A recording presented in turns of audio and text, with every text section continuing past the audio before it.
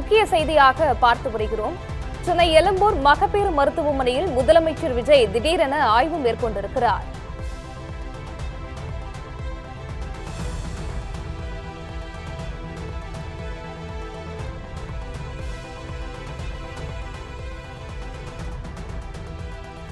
சென்னை எழும்பூர் மகப்பேறு மருத்துவமனையில் முதலமைச்சர் விஜய் திடீரென ஆய்வு மேற்கொண்டிருக்கிறார். இது குறித்தான முழு விவரங்களுடன் இணைந்திருக்கிறார் எமது செய்தியாளர் சுப்பிரமணியன்.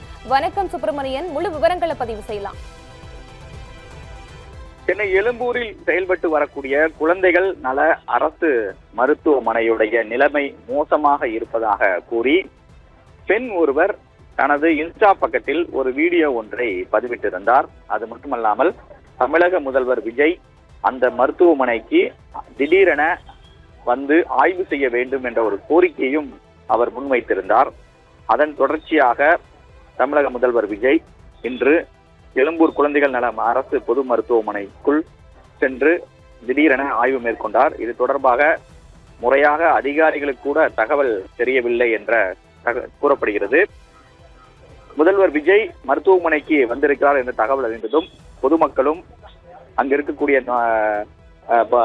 மருத்துவமனைக்கு வந்திருப்பவர்களும் ஊழியர்களும் அதிக அளவில் அங்கு குழுமினார்கள். இதன் காரணமாக மருத்துவமனையுடைய உள்ளிருக்கக்கூடிய அறைகள், அவர் ஆய்வு செய்யக்கூடிய பகுதியில் அறையுடைய கதவுகள் மூடப்பட்டது.